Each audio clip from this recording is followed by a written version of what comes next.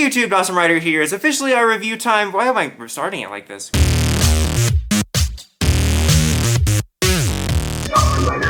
Awesome Rider here. Welcome to my review for the debut of Boon Violet and BoonBoomger episode 16, our big Sixth Ranger debut. Always an exciting time because it's fun to see the Sixth Ranger debut, and you know more interesting things are going to be happening. You know, I have been enjoying the series, definitely a lot more than I thought, but admittedly in the last handful of episodes I haven't been as engaged. Not that I'm like turning on it or feeling like Gotchard or anything, but I feel that, of course, this series is a little bit more back to basics and episodic, and I feel that the overall energy and everything was a lot better than I expected early on, so it made me not so tired of it so early.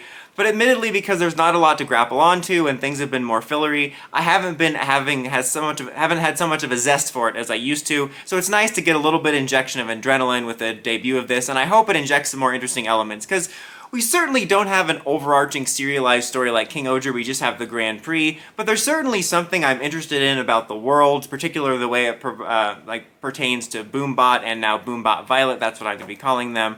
So yeah, this episode kind of gave me that, and I really enjoyed it. In fact, looking at my positives and negatives for this, I don't really have too many negatives. They're more just kind of questions, if anything. And just some funny observations that are more like just little snarky bits rather than negative. So, as far as positives, when we pick up the episode, they're actually practicing for the Grand Prix. I actually thought that was kind of cool. I feel other than mentioning it a few times since we learned about it, they haven't done anything with that, so I thought that was kind of a nice little thread. And also kind of a nice little teaser introductory thing to have that guy show up on Rainbow Road, and by that guy I mean Boon Violet. There's also a series of nice scenes that follow this where he kind of meets all of them after he arrives, which I really liked because they each kind of had their own, my favorite word, personality kind of pertaining to each of them. You know, we had one where he tried to be Spider-Man from Spider-Man 1, catching everything on the tray. One where he said, "My name's Sakito, remember it. You're not Gambit. You'll never be Gambit!" Those were nice scenes. However, I kind of wish that they had been peppered throughout. I feel like this is probably unrealistic because it probably involves putting him on the payroll for multiple episodes. But I was thinking about it, I was like, this episode debut is kind of sudden when you think about it, and it would have been kind of cool if over maybe the last 2 episodes preceding this, if he had shown up and met them kind of as we went along, and it kind of foreshadowed, or you know what I mean, like built up to his debut, kind of like the way we kept seeing the Nora character in The Flash before we learned she was their daughter when she showed up. Obviously, he wouldn't be revealed to be the BoonBoomger's daughter, but I thought it would have been nice to maybe have a little bit of lead into it. I liked the scenes nonetheless. However, I do have to admit, watching the scene of him and Taya meeting and facing off, thinking they're so badass holding giant toys, was actually kind of funny, because it just made me think about how like the edgy Toku people are like, Sentai's so serious, and they'll watch this thinking this is badass, and I'm like, this is actually kind of funny. Also, just to talk about the villains for a second, I do like that they were kind of proactive in this episode. I mean, you have Team Rocket doing Team Rocket stuff, but we have our kind of lead villain building off of his previous plans, which is kind of nice to see. It kind of reminded me of, in a way, of one of the positive aspects of Gotchard is I feel that the villains, the Karen Gillans, man, I miss the Matt Smith era. Although the Shooty era has been great so far. Classic! Anyway. What was I talking about? Oh yes, Doctor Who. Dude, the penultimate episode was crazy. I can hardly wait for the next one. I was really talking about this episode. I was just talking about how the villains in Gotchard are a little bit proactive, and it was nice to see these villains build on things. I still wish we would have kept Mad Rex around. I kind of wish we would have kept him and this dude that reminds me of Weisel, just because I wish we had 2 different types of villains, and I think it would have been almost maybe interesting to have like 2 kind of bosses with different approaches. I don't know, I like this guy more in this episode, but I still don't like his type of villain. I just prefer Mad Max, because of Furiosa, I got Mad Max on the brain. I do prefer Mad Max to this show. Not the first. Well, the first movie was okay, but Furiosa and Fury Road clear, like, all of this. Back to Doctor Who. So we established Violet as kind of a rival character, kind of a mirror of Taya and a rival to their Enterprise, and the subs I watched describe it as a cleaner, which can be, I honestly kind of makes it seem like you clean up murders, and also it makes me just think of someone that's like just a neat freak, but I think it's meant to be more like somebody that can take care of any type of job, like he might do a delivery, he might fix up like a cover-up and stuff like that. It's kind of a darker version of what they do, but I kind of like that, and he even like worked with the villains sort of by helping them out. I enjoy that. I like that he's kind of more of a rival. It's kind of interesting because he's clearly debuting as the Sixth Ranger, but the fact that he's more of a rival, and Purple's been like the signature rival character for characters like Stacy and just inanimate objects like the one from Dawn Brothers whose name escapes me at the moment, but like he wasn't even a character, he was just there. It's kind of like mashing together the Sixth Ranger and the rival, and also kind of calling back to when you have Six Rangers as more rivals. I kind of hope we keep it that way. I definitely fear, because of the way this series is, that he'll just be kumbayaing with the rest of them. Not that I want them to always have an antagonistic relationship, but I think it would be refreshing to have them almost have a Lupat-like ending where they have a respect for each other, but they don't necessarily have to be kumbaya-ing.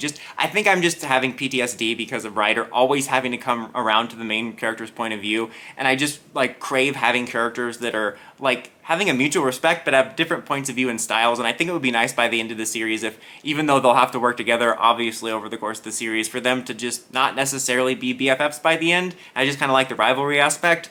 And thus far, I overall do like his character and presentation. I think it's the purple streak in his hair, but he just reminds me of an Imagin. I just feel like he's someone possessed by an Imagin, like Ryotaro or something. He does skirt that line of me worrying he could end up becoming a bit. He definitely has a cool enough personality that I'm glad he's not an obnoxious loudmouth or a weirdo, but I am always worried that they're going to turn the character into just someone that only is their kind of quirks and becomes a bit, so I hope it doesn't become that. But I overall like him thus far, and I also like his partner Bot, except his pants.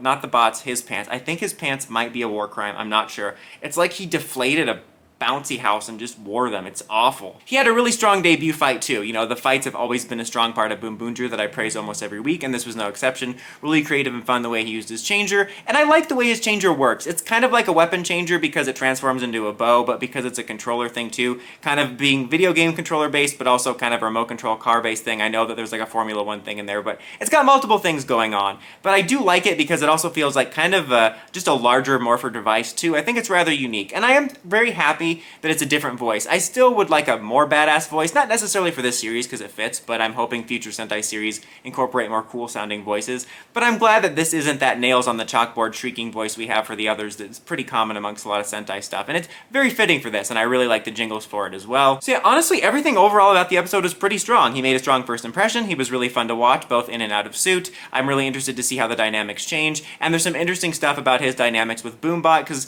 this is where the sort of mixed stuff comes in, and this isn't necessarily negative, it's just questions. Like, it's related to Boombot because he apparently created the controller as a way to help him in the past, but tossed it aside, and seemingly it found its way into the hands of this guy, and that's how he gets it. It did just make me confused about the BoonBoomger's creation, just because I thought the BoonBoomgers and their particular look was something that was brainstormed by Taya and Boombot, so it's a little bit weird to me that that would have that aesthetic. It's probably like me missing something or something you can just headcanon away, but that was a little bit confusing. But I do like the lore of that, of his partner being Boombot's rival, and how that's all tied together and why he has similar powers. I do find that interesting. I just found it a little bit weird, and also kind of disappointing because, again, I thought the BoonBoomger aesthetic in terms of the tire and stuff came from Taya and Boombot working together, but obviously we knew Boon Violet was going to look like this, so what are you going to do? Thus far, a strong debut. It wasn't like the, oh my god, I can't wait to watch more situation, but I really enjoyed myself. It was a good Six Ranger debut, you know. I had missed Six Rangers being cool. Jeremy was pretty cool, but like I said, we've gotten a lot of goofballs and weirdos the last few years, and they often turn into cartoon bits, but this felt like a proper, like, the Six Ranger is cool. I feel like I'm just so used to the Six Ranger being cool, it was nice to see. And I gotta say, I really do like the suit. The aesthetics are growing on me, and I like the way it looks on screen. He definitely isn't as fat as the pictures made him seem at all, either, but what did you guys think of the debut of our new Six Ranger? Let me know in the comments as always. Until next time, don't forget to like, comment, subscribe, and climb the steps and ring that bell to get notifications for my videos. Dawson Ryder, signing out.